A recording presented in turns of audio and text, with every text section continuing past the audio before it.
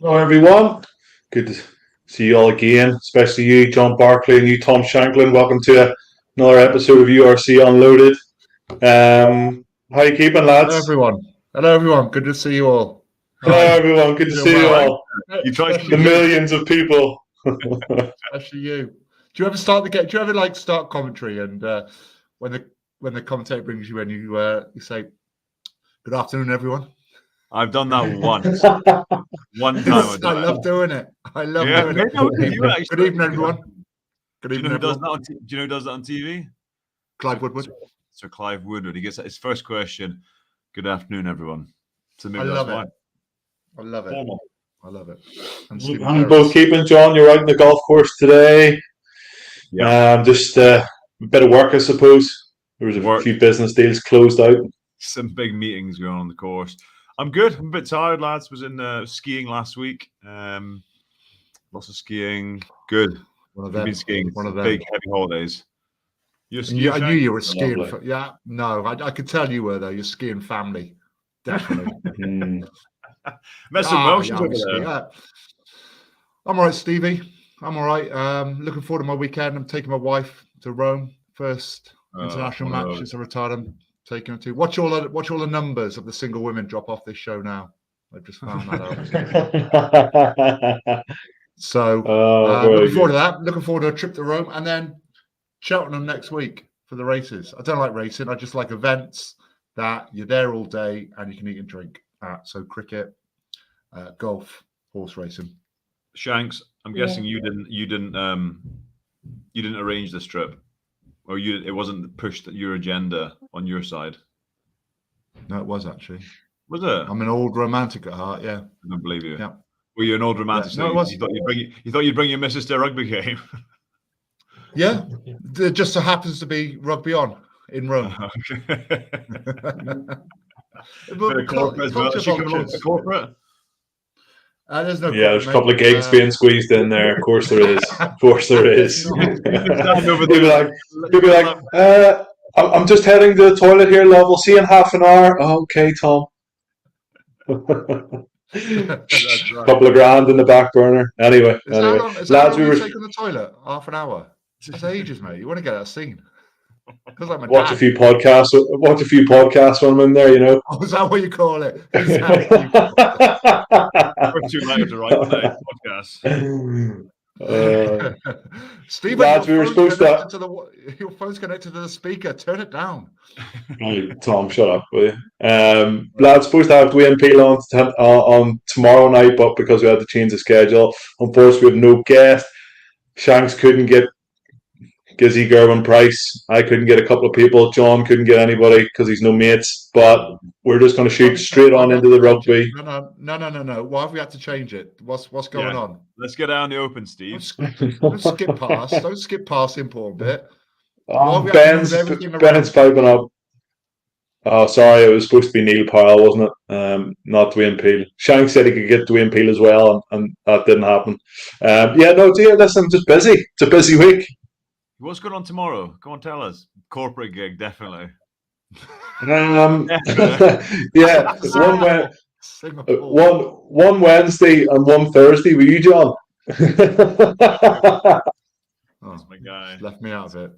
Yeah, sorry. When you push something and you say, "Oh, why can't you do something?" and you find out it's like a funeral or something, you always feel a bit bad. So we just skip over, shall we? Into the ruggers. Yeah, we'll just crack on. Yeah, into the ruggers, lads. And I know you were texting me, Shanks, about the game between Munster and the Scarlets. What a hell of a game. Yet again, the Scarlets sort of showing a bit of character, I suppose, in the second half. But Munster got off their flying start. You were loving it. Yeah, Frisch had a great season so far. Just bounced off Steph Evans, rides a tackle really well, and sets up Campbell for the first try. But, you know, it was just too easy, I thought, for Munster in his first half to score tries. Yeah, there was holes everywhere. The Scarlets couldn't really get a grip on the game. It was all the power from Munster, but also the last couple of games, Munster have scored an unbelievable amount of points. Yeah, like way more than the start of the season where they couldn't score tries. This guy was really good, Paddy Patterson. Yeah, he's quality. Yeah, quality. For someone that's under 5 foot, he's really good.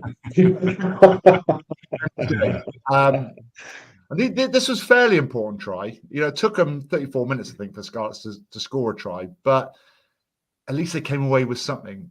But you say like 35-7 away from home. Half time, you're thinking no chance. This was good.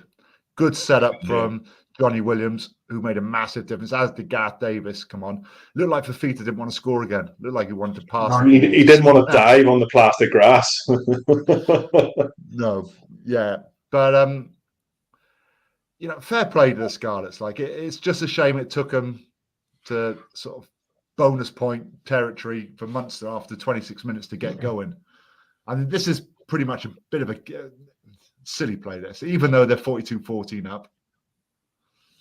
Just inviting a team back in, aren't you? And it's probably the easiest try Callum Mafomi will ever score. But he was good. Fafita was good. Lousy was good. This guy really good, I thought, when he came on. He seems to be. I wonder whether. Yeah. It's just. I don't know. I think you're being. I think you've been pretty kind, Shank. You concede 49 points. I mean, I know. There's like lots of good stuff in the fight back, but watch Crowley here.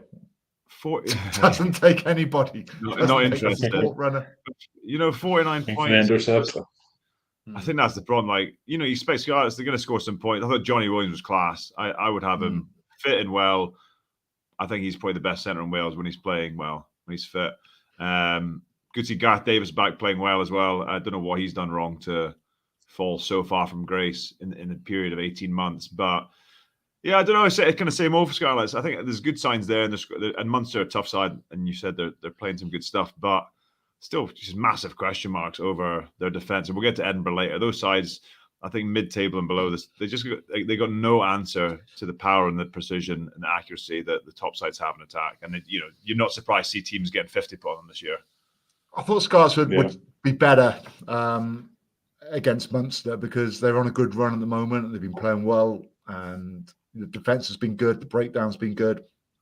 But they came out cold against Munster, who played quite expansive rugby, really. They didn't really play it too tight. They played with a lot of width. A couple of missed tackles and all of a sudden their heads were down. I mean, the Scarlets won the second half 35-14, but when you're 35-7 down after 40 minutes, all teams, we say it all the time, don't we? All teams are going to switch off a little bit because near enough the game was won already. But Scarlets could have won it right at the end. I tell you what was good, though, RG Snyman back. Yeah. 17 months out. Oh. Yeah. Do you know what? Fair play to Munster as well, because I reckon a lot of clubs would have cut the contract at that point. He signed a new contract, John. So his contract came to an end, and then they offered him a new one, and everybody was sort of like, "Oh, geez, will he jump ship?" Do you know? I know but he's showing a bit of loyalty there as well. I know Munster showing loyalty and offering him another deal, but they got rid of Damien De Allende, when their two contracts expired at the same time, and then he re-signed. So there's probably a bit of loyalty from both, but at the same time, RG Snyman on one leg could go to Japan and earn a shed load of money. So fair play to him. Good to see him back.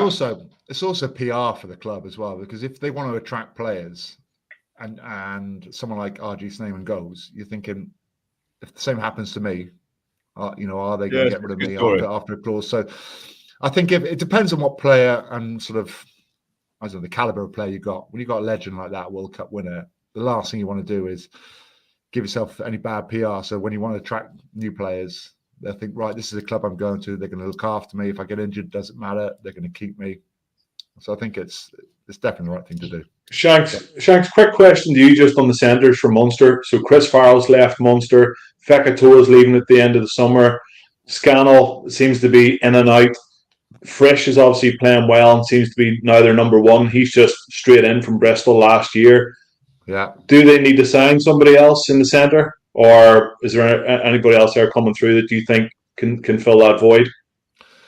Not sure, mate, to be honest. You'd probably be better to answer that with any youngsters coming through. I think Frisch is going to play 13. I think he's quality. He's real nice.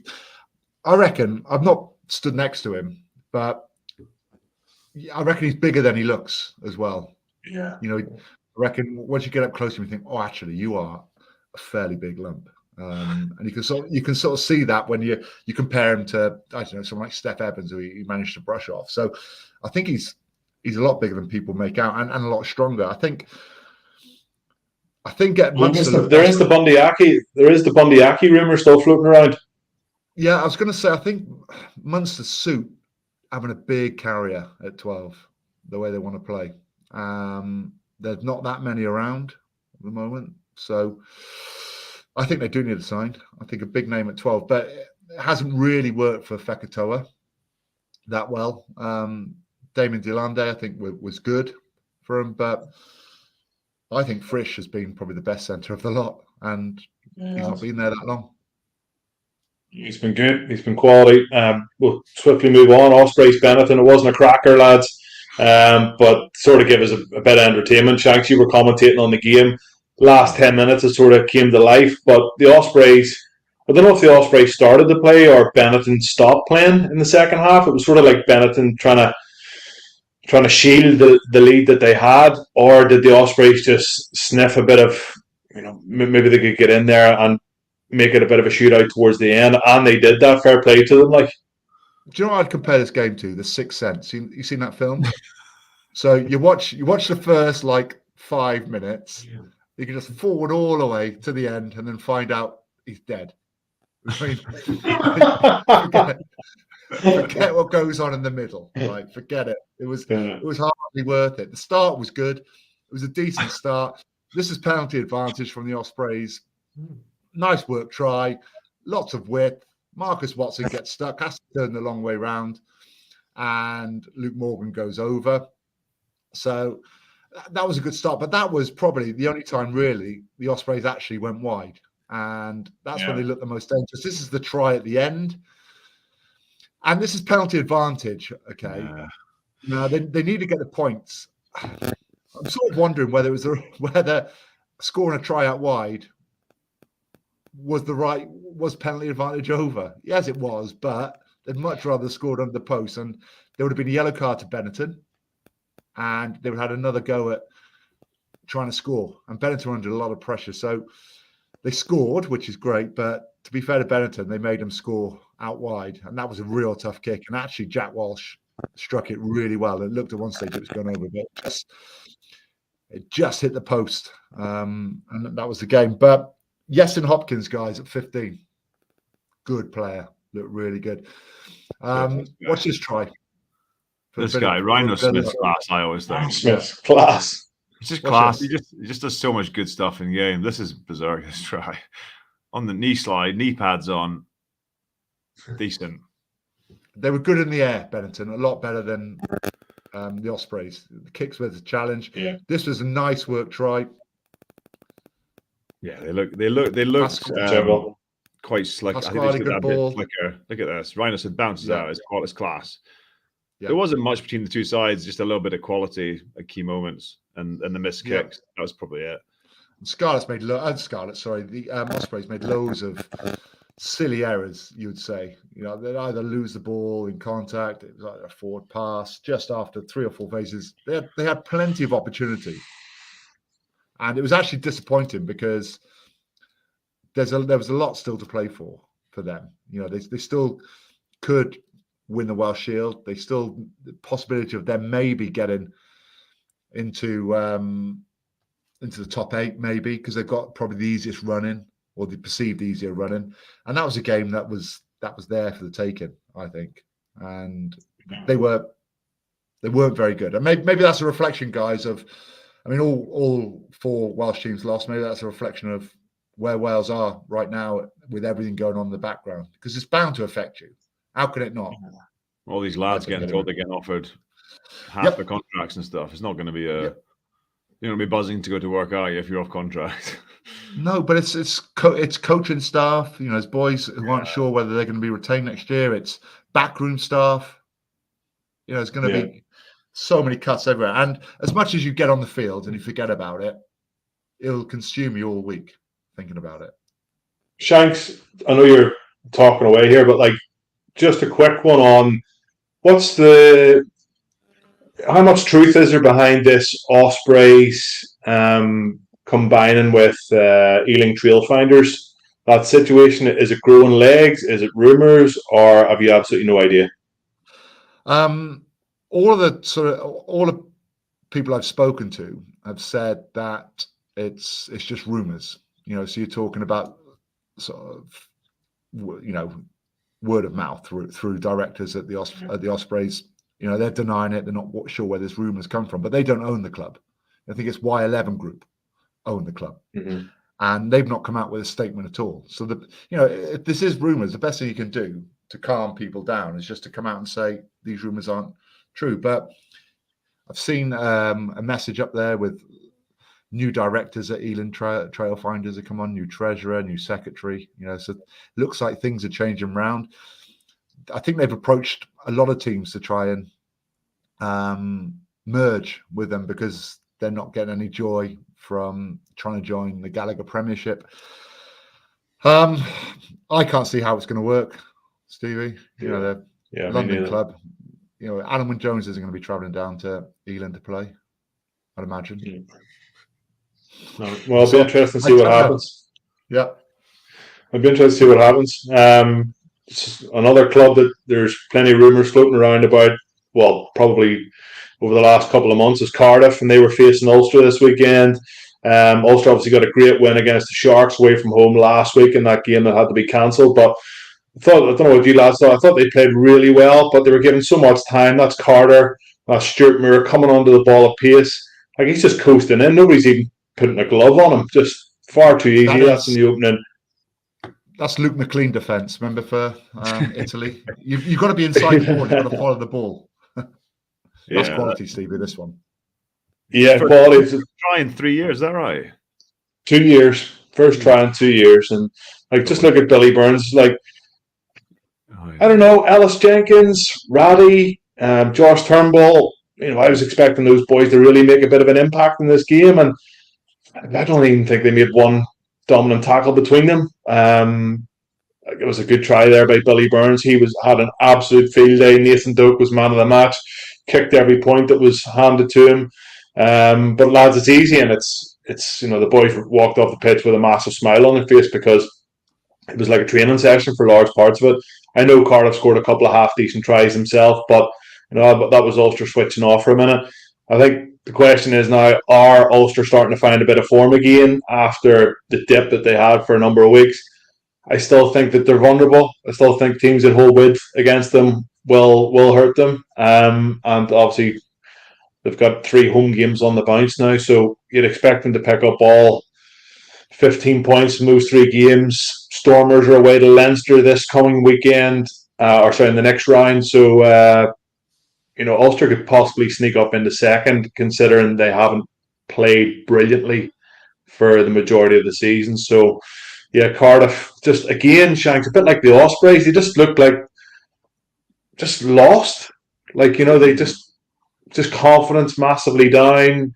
Nobody coming up and making big hits and trying to, the Rock was a joke. Ulster's pace of the Rock was just frightening. None of the Cardiff players getting over it, slowing it down, making it messy, starting a bit of a Peter O'Mahony handbag session. There was just nothing of it.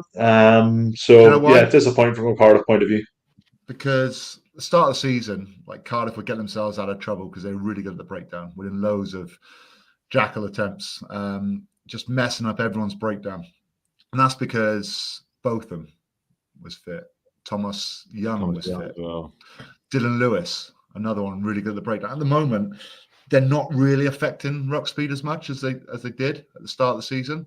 So they're not having the same effect there. So they relied a lot on big moments to get them out of trouble. So a team like Ulster would be on the front foot, Cardiff be under pressure, and then there'd be a moment, a big turnover, get them out of trouble, give them field position and possession.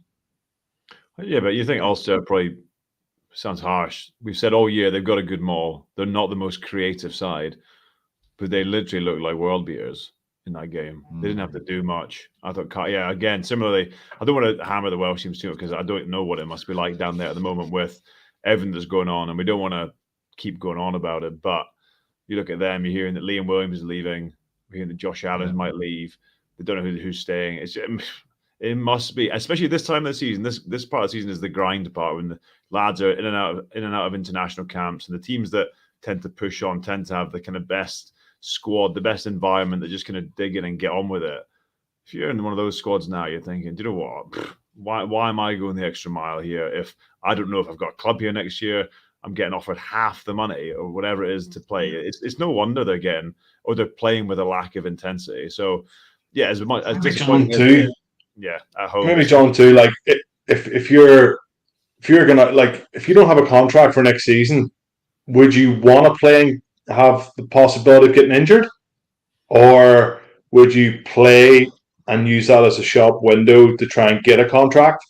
And like, if you're, it's a difficult one too. Like, unless you're one of the higher profile players, like, it's going to be extremely difficult. So I don't know. It's Steve, it is a bit of a mess. You're speaking to a club. That's the other part. These guys will be speaking to clubs and having conversations. And I've known loads of times guys are having conversations and they get injured. Maybe not frontliners. You get injured and suddenly that club's speaking to 2 or 3 other people and they're not going to take you.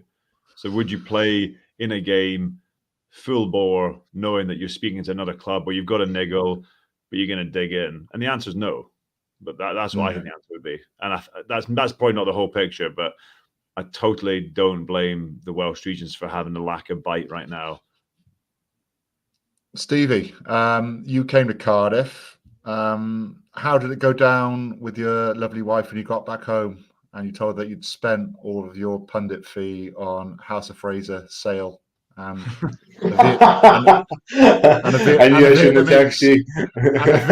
Vietnamese. I knew I shouldn't have texted you. I'll tell you what, it was a good sale. Got myself a lovely hoodie. Fits perfectly. Yeah, good. But yeah, no, Cardiff was good. I tell you what, Shanks, Cardiff was absolutely pumping. It was so busy. So busy. Would you call your coat? What colour would you call your coat? Brown? Is it brown or sand? Camel. Yeah, could call it camel. Oh, I like camel. I didn't like it anyway. Why? It's not boss. Hugo Boss man over there. Mr. Hugo. Lads, Stormers Sharks. Entertaining game. John, did you see much of it? I did. It was a good game. Some bizarre tries in there from the box kick. Some good tries. This is probably the pick of the bunch, but I think the Stormers look dangerous. This is a bizarre. You see the box kick over. This could go anywhere. I'm not quite sure how this is given, but I think it's wicked. Look at the stadiums in these derbies that are getting full. You're seeing the Stormers kind of getting back up. They had a bit of a dip, getting back to where we want to see them being. This guy can play. He was class last week as well. Like the power. Awesome. It's like a prop that can like run and handle and just carry ball. So yeah, I mean, I thought they were decent. It was a pretty typical carry. This guy, man, is a joke. Like he's a joke. He's a joke. I think he hurt himself scoring that, but I think the Stormers are in good shape for playoffs. I think this is exactly the same as what we saw last year. Bit of a peak, getting their guys back. They've not even got many of their sort of Springbok qualified guys playing. So once they get a couple of those back, they'll be in good shape, I think. And Sharks, we've not really seen much of the Sharks with full strength, have we? No, they're my outside bet, lads. I think the Sharks can trouble a few teams. Like if they can make it into the knockout stages, no sweat, then I think they could cause an upset to any of the teams, Leinster, Ulster, Munster, whoever it may be in a quarterfinal. So we'll see how that pans out. Were you impressed with them, Shanks?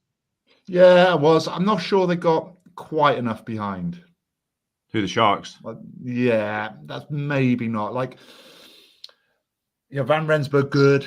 Like, gives them a lot of go for, but I'm not sure they've got some good individuals, but I just worry about their Fassi to come back.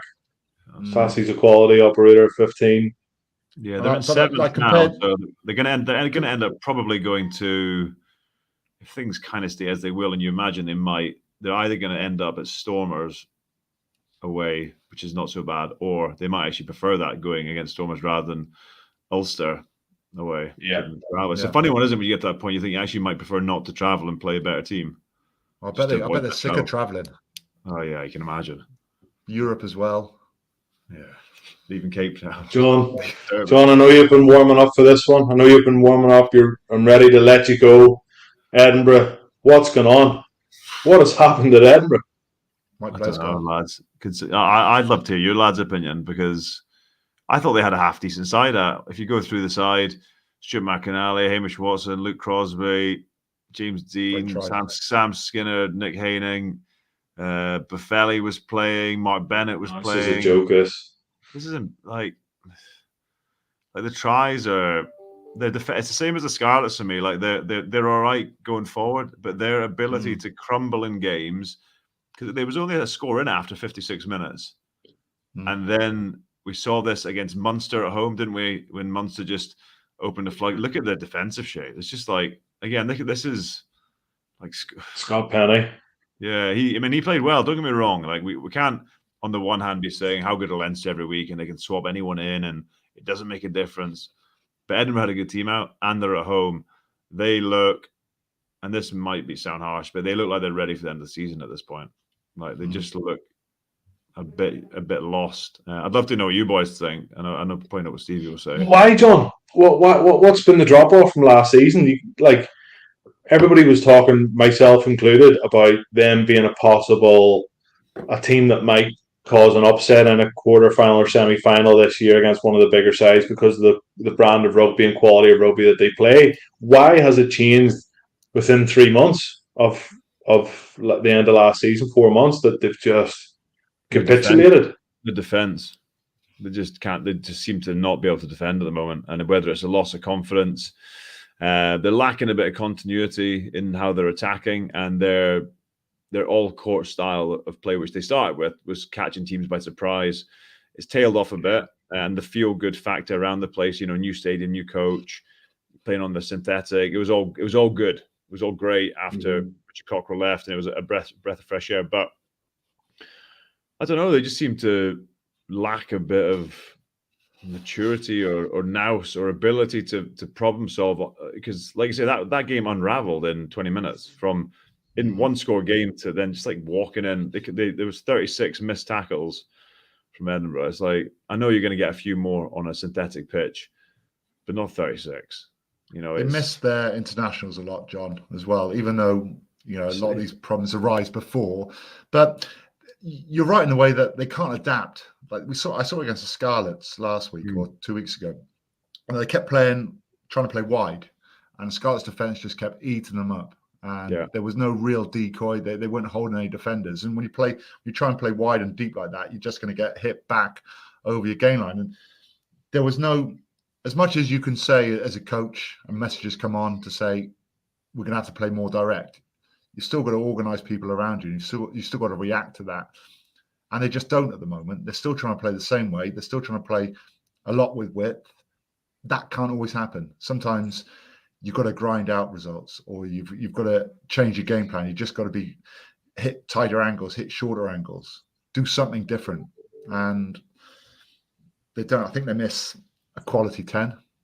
Darcy Graham is definitely missed, because when you've got players like Darcy Graham, if things aren't going well as units, as teams, you've also got a player that can just create something and just do something. But they weren't missing that many guys. I think, you're missing Duan, Kingborn, Schumann up front. You're not missing many from the pack from the played though.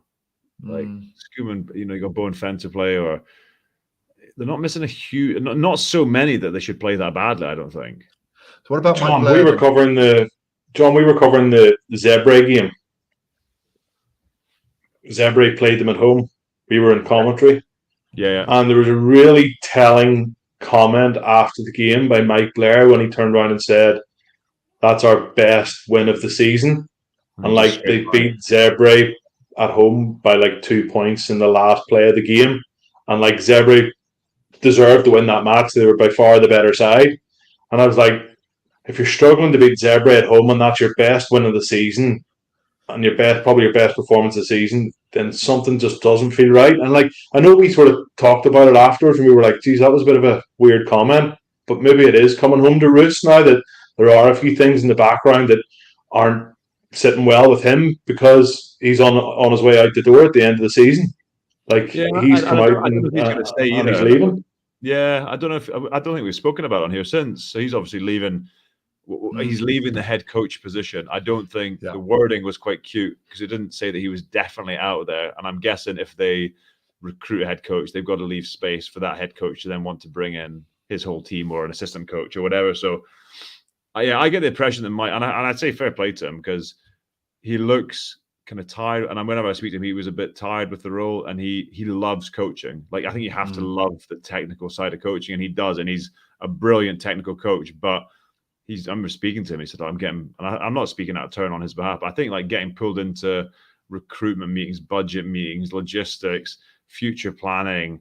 And he's like, I just want to coach. Like, and he's lost his ability to coach, and maybe he's lost his ability to put his real imprint on the team as well from a time point of view. So, yeah, I don't know. Does he just want to coach, John? Does he just want to coach because he's not the type of person that could deal with the pressure of the main job? And like, when things don't go well, the buck stops with him. Like, I don't think it's that he can't cope. I just think he's you guys know, you went on, you played on Lions tours with him, so he's a really relaxed character. He's not the guy he can, but he doesn't want to be the guy that's cracking the whip. And he's like a mentor to players, and he wants to see growth in players over a year, 2 years, and he wants to help develop skills, and he sees the game differently. And I just don't think the head coach role, and I spoke to Wayne Pivac about it one time. He said, like, 90% of my time is dealing with people that aren't playing and people that aren't happy.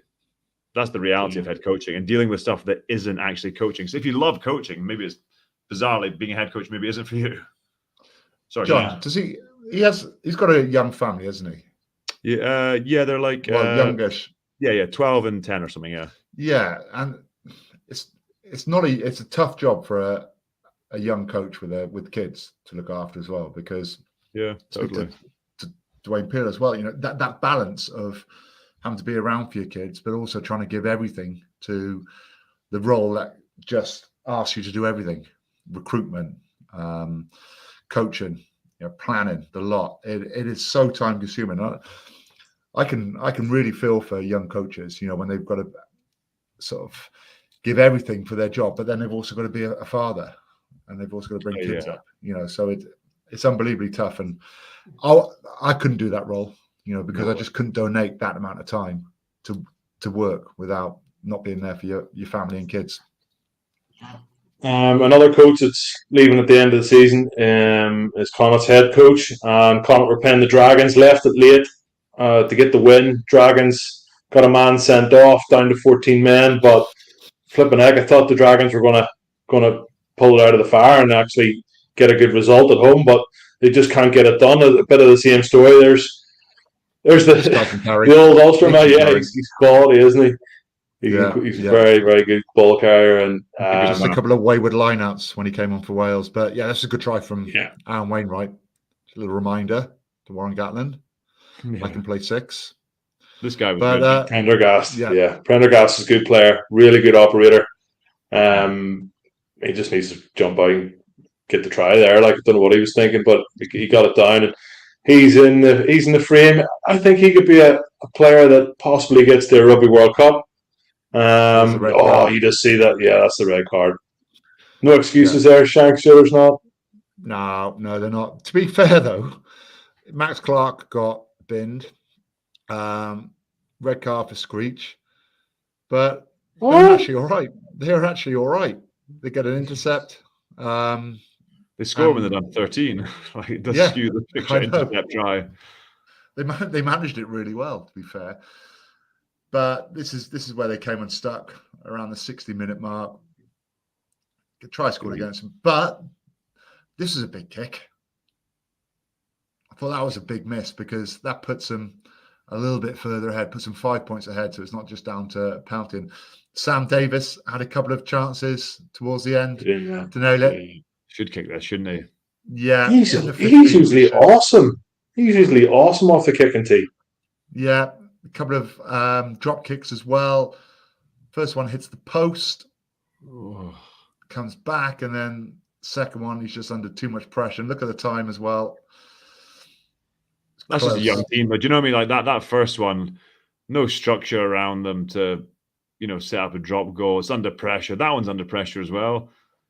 Best teams, top of the league, take their time and get into a position to kick a drop goal under no pressure. But thought we'd get more from the Dragons this year. It's not because I don't like him. I love him. I love Di Flanagan. I love his ethos and how good he is for culture around the club. But after that Munster win, I just thought, this is it. Dean Ryan's left. They'd kick on, but they haven't. They're still missing quite a few players of quality that's needed to win these big games. Yeah, we'll kick on, lads. Yeah, we'll kick on. Glasgow, the team that is just, I think, going past everybody's expectations of where they could possibly get to at the end of the season after getting pumped 70 points in the quarterfinal last year against Leinster, and here they are climbing the table, smashing teams that they should smash, missing a handful of players, and they look really, really good, John. They do. Really happy to see them back there. We spoke about it for a couple of weeks now. They just got a bit of a swagger, and they had a bit of a blip away in Lions. Not an easy place to go and play, and we saw the Lions upset the Bulls at the weekend, so they're clearly no mugs. But yeah, they look good. And this was a game I think last year they probably would have struggled through. They would have won, but they would have laboured. They're putting teams to the sword. They need to be put to the sword.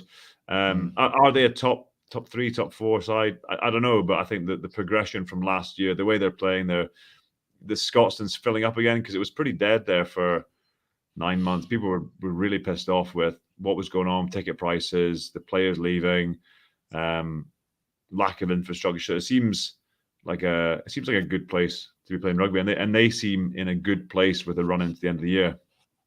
Those are the games that get crowds. But even though it was a one-way game, everyone there would have been Glasgow. There wouldn't have been many away Zebre supporters, but you want to see tries. Kids want to see tries. Families want, that's exciting about it. There was loads of tries, and that's how you grow the game. Our producer, he's on the ball tonight. They've got Munster next away, and they're in 4th and 5th, 2 points separating them.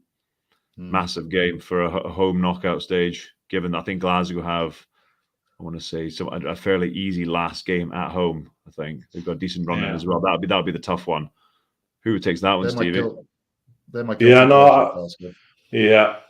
think Munster, obviously, for me, where they were at the start of the season, and Gavin Muldoon said that they wouldn't even reach the top 8, and there they are in 5th and playing really, really well.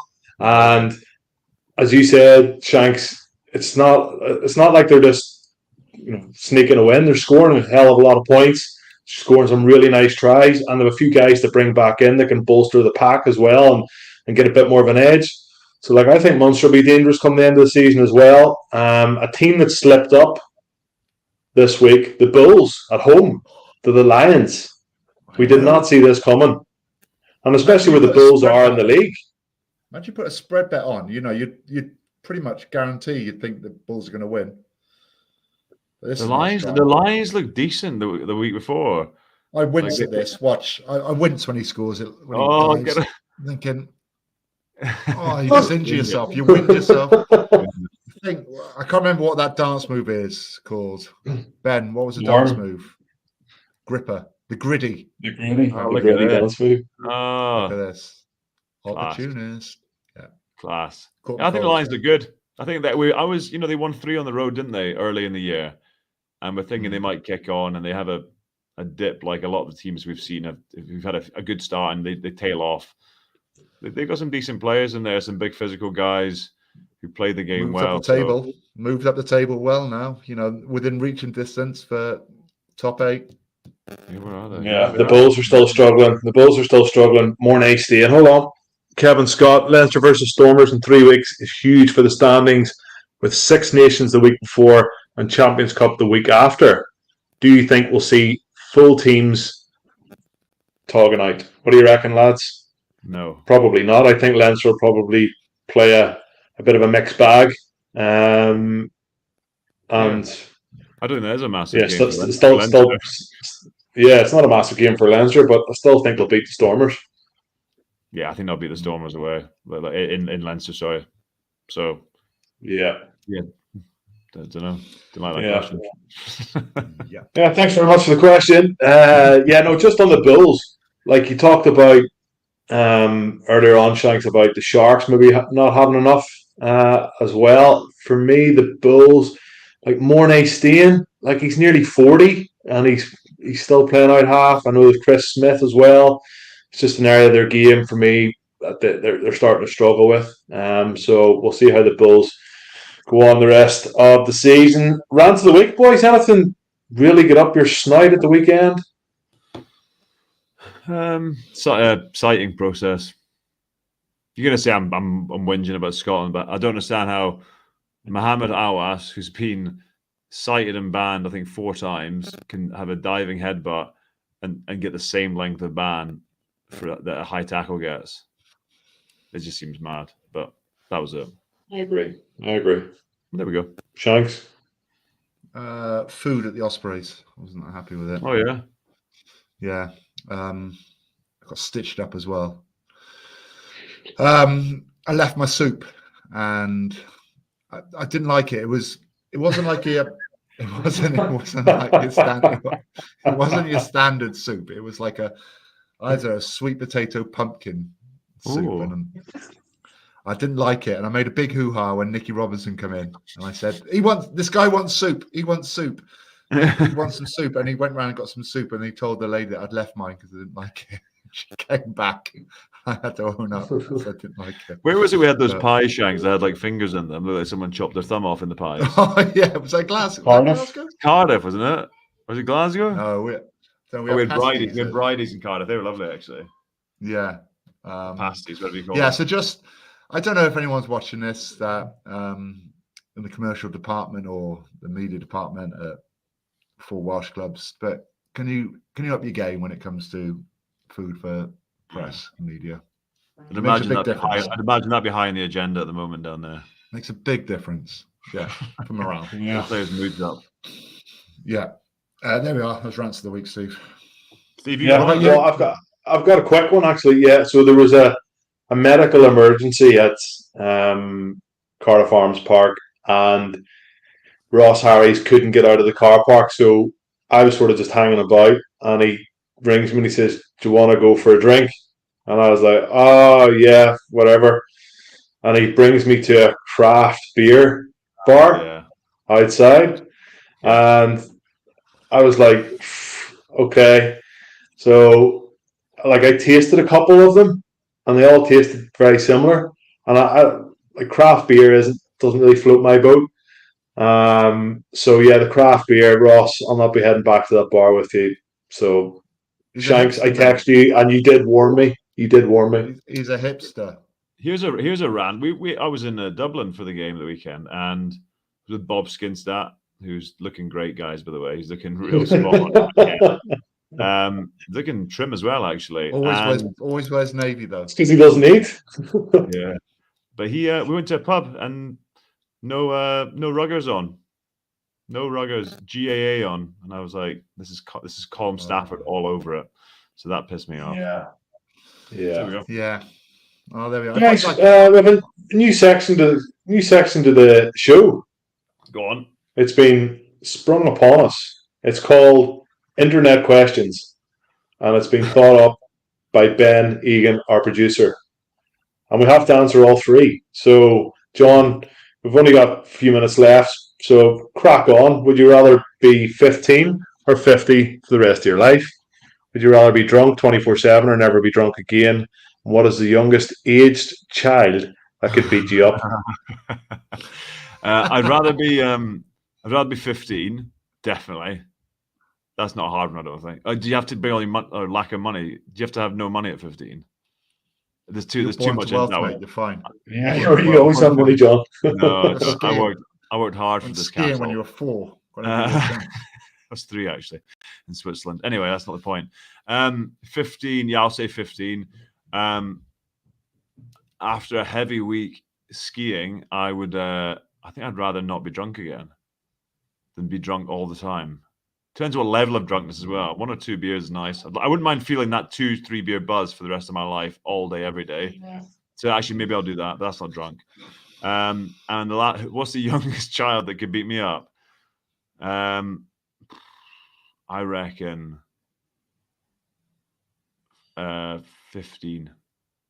There'll be some tough 15-year-olds out there, and I've got really bad like some black belt jiu-jitsu 12-year-old that could knock your pan in, John. Yeah, we need more specifics on this next time. But I like the questions, but there's too much room for too much ambiguity in the question. Go on then, lad. You Shanks, you're nearly 50. So what does it feel like, or would you rather be 15? No, see, I look quite young for 50, so I'd say 50 with everything I know. At being 50, I think I'd rather be 50 than 15. And youthful looks. Yep. The next one was drink. I'm probably drunk all the time. Because I always think like people who don't drink, it's fine, absolutely fine. But when they wake up in the morning, that is the best they're going to feel. Yeah, it's not going to get more exciting. Like that is it. Yeah. You've peaked. Yeah. And I reckon, I don't know, 15 might be a little bit too young because... Hold on, go back. Before you go to the next one, I've not thought about it. If you're drunk all the time, you can never drive again. So how's that going to affect your life? Perfect. Yeah. Shanks will be 50 and retired, so he'll have a chauffeur. Can't get the soft plate. 15's too young, I reckon, probably... Because you've got old man strength now, guys. You've got father strength, natural strength. Yeah. Trained for a long time, so you'll always have that muscle memory. I reckon a 17-year-old Van der Merwe, Duan van der Merwe, could probably do me. Oh yeah. he's probably the same size at 17 than he is now. Powerful. Yeah. Anyway, Stevie, you got. 15. Actually, I think I might have to go to Turkey, lads, and get it sorted out. A friend of mine got it done there the other day, and it's a bloody good job. It's a tremendous job. So I'm going to look into it. 15 because I just enjoyed being 15. No stress. Drunk 24. Well, like I lived with my parents. I went to school every other day, and I enjoyed myself very much so at the weekends. And yeah, it was a good time in my life. So I'm going to say 15. Drunk 24/7, because you don't have any care in the world when you're completely plastered as well. And age of a kid that could beat me up. 19 months. That's the age of my daughter at the minute, and she could certainly hit me a couple of slaps. So there we go. Well done, Ben. Congratulations. Hey, Ben. All I've taken from this is that I'm now friends with 2 virgins who I can't go out for a beer with. Quality. Too young to go. I'm 15, mate. What? I'm 15, mate. Can't go out now. If I'm sticking to my choices, can't go out now. Nope. You're like dad. Enjoy your life. Enjoy Call of Duty forever. Boys, give us your predictions just for the weekend. There's no point going through the matches with serious detail. We might have an opportunity to do that in a couple of weeks' time, but just your opinion. John, we'll start with you. Italy versus Wales. Oh, baby. Italy. Capuozzo's out. Italy. I'm saying yeah, I think in Italy, Italy win that. Based on current England, France. That's at where's that at? That's in England. That's at Twickenham. Yeah. I can see England winning that. France haven't won there since 2005. Yeah, it's mad. I think England are getting better week on week. I don't think they're amazing, but I don't think France are quite where they were last year or the last 18 months. And then the big one on Sunday, Steve. You'll be in Scotland, cash in somewhere, you? No, I'm not. I'm off. I'm taking the weekend off, lads. It's my wife's birthday. Flash, no gigs. Safe is full. There's no more room for brown envelopes. Hasn't been invited. No one wants him. Sunday. I'll let you go. I've given 2. What do you reckon, lads? Shanks, who are you saying for Wales, Italy? Italy by 15. Italy last week. Italy by 15 or Wales by 3. Oh, one of those, yeah, maybe, yeah. I can see Wales being able to grind out a win, but not being very exciting. And I can see Italy playing really well, winning by 15. I'll go, I think England as well. I think the Twickenham factor. France. Yeah, I'm not totally convinced by them. They're Ireland are number 1 at the moment, France number 2, but I think England would do a big performance, and Ireland against Scotland by 10 points, I think. By 10, you think? Yeah, I think so. Stevie? Shanks, I just looked up the weather for Rome. Nice, isn't it? 21 degrees on Saturday. Mm-hmm. Oh, baby. Pure sunshine. I'm going to be e-scootering everywhere. Yeah, I was last week. It was awesome. Smoking your misses, drinking Aperol spritz in the sun. You sicko.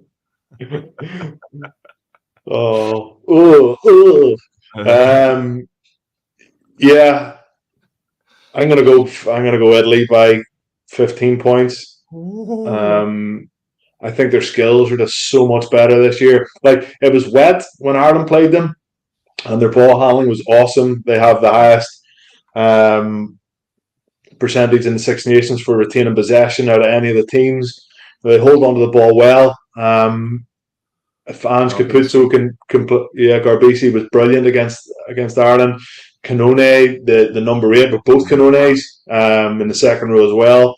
Rutsa, I know we watch him all the time, playing for Benetton, unbelievable. They've got the best line out in the competition. So, like, when you throw all those together, it's not looking good for Wales, especially. Did they have a big injury this week, Shanks? Who are they missing? Josh Adams? Oh, Wales. Have they had a big injury? Josh Adams is out, isn't he? Is he? I thought I read that somewhere. Anyway. Don't know. Yeah, I hope they put Lewis Rees-Zammit at 15. That's my last. Italy by 15, France by 6, and Ireland by 4. It's a great weekend, though. Can't wait. Yeah, great weekend. Well, boys, enjoy it. Thanks as always for your time. We'll chat in a couple of weeks' time. Everyone, tune in to Viaplay, where you can watch every single minute of every single game in the URC. So, chat to you soon. See you Thursday, Steve.